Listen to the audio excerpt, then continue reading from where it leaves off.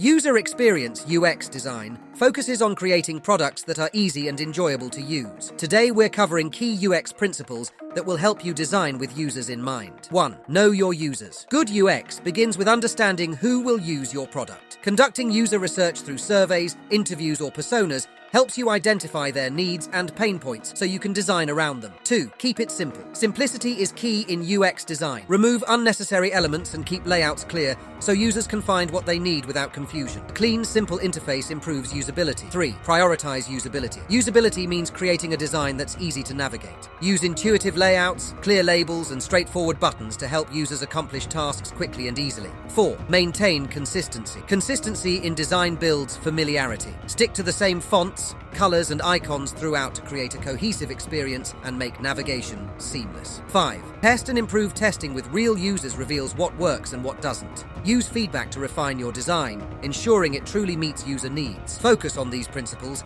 and you'll be on your way to creating great user experiences.